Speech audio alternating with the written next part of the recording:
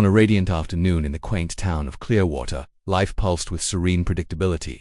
Families strolled with their dogs, children laughed in the park, and elderly couples swapped tales over steaming coffee on their porches. The town was a haven of comfort and safety until the sun dipped below the horizon, casting an eerie hush over the streets. A chilling silence gripped Clearwater, a prelude to the chaos that would soon unravel. It began with a frantic call to the sheriff's office. "She's gone, my Sarah. She was just playing with the other kids." A mother's voice trembled through the phone.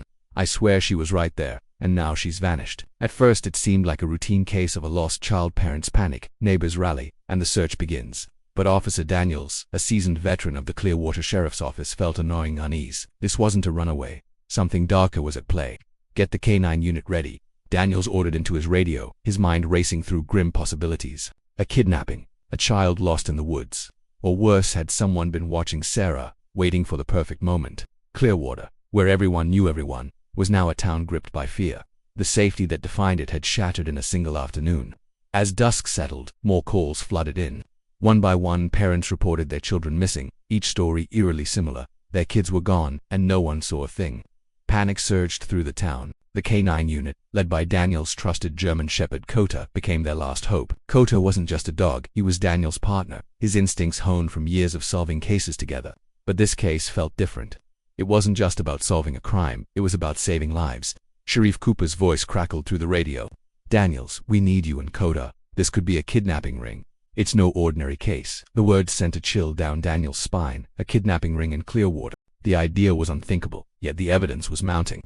As night fell, Daniels and Cota ventured into the darkening woods, leaving the safety of town behind. Cota's nose twitched, catching a scent, and he bolted forward, his handler close behind. Every step felt heavier, the weight of the town's hopes pressing down on them. The search team, a mix of volunteers and deputies, trailed behind, but it was Cota's nose that led the way. Deep in the woods, the air grew thick with an unnatural stillness. Daniels' instincts screamed that something was wrong. Cota's anxious pacing only confirmed it. Then, a faint whiff of gasoline cut through the damp earth and Pina clue, dark and ominous. "We need to move faster," Daniels muttered, his voice tense. Gasoline meant mobility, a means to escape quickly. The trail was fading, and time was running out. Sheriff Cooper's voice crackled again. "Stay sharp, Daniels, we're running out of time." The urgency was palpable. Suddenly Cota froze, his head snapping up, eyes scanning the horizon. He'd caught a fresh scent. Daniels' heart skipped as he glimpsed a flicker of movement among the trees, but when he looked again, it was gone. The hairs on his neck stood on end. Something or someone was out there, and Cota knew it.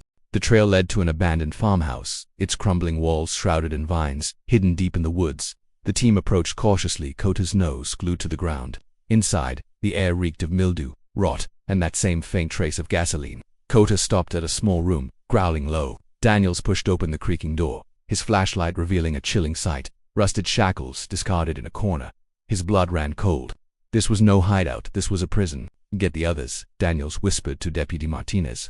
As the team searched the house, Cota's focus shifted to a hidden door behind a stack of crates. Daniels' pulse raced as they pried it open, revealing a damp, dark room with a stained, torn mattress. The smell of fear lingered, undeniable proof the children had been here. But where were they now? The kidnappers had moved them, covering their tracks with chilling precision. Cota's sudden bark broke the silence, and he bolted toward the back of the farmhouse. The team followed, hearts pounding, as he led them to a rusted truck hidden among the trees. A faint cry echoed from inside. Daniels threw open the door, his flashlight landing on a small cage, and inside, a terrified boy, no older than 6.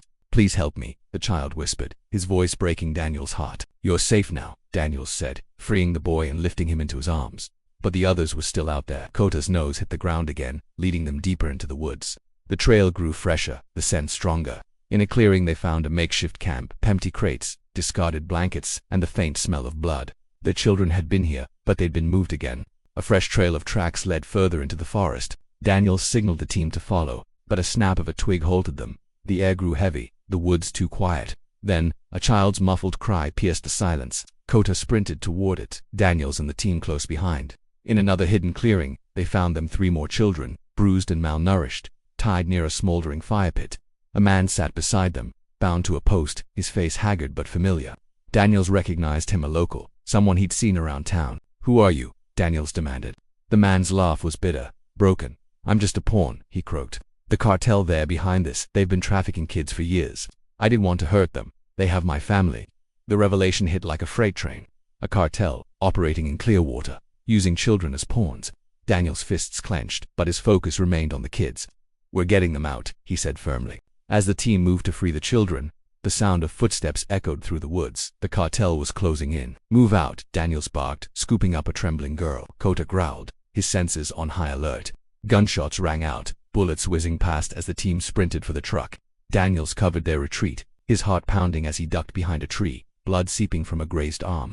Cota's snarls held the attackers at bay, buying them precious seconds. They reached the truck, piling the children inside. Daniels jumped into the driver's seat, the engine roaring to life. The cartel's vehicle loomed closer, headlights glaring like a predator's eyes. Another shot struck the truck's tire, sending it skidding. Daniels fought the wheel, his jaw clenched, refusing to let them win. Just as hope seemed to fade, flashing lights cut through the trees. Sheriff Cooper and a convoy of squad cars, guns blazing, forcing the cartel to scatter. Daniels didn't stop. The truck tore through the forest, the lights of Clearwater growing brighter. The children's sobs filled the air, but they were alive. At the sheriff's station, officers swarmed the truck, tending to the kids. Daniels knelt beside the boy from the cage, who managed a faint smile. "You're safe now," Daniels said, his voice soft but resolute.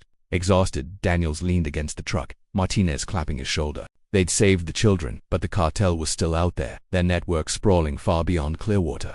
This was no end, only a beginning. As the town's lights glowed, a shadow lingered in Daniels' mind, a whisper of the cartel's next move, waiting in the darkness. What lies ahead for Daniels and Cota? Will the cartel strike back, or has their operation been crippled?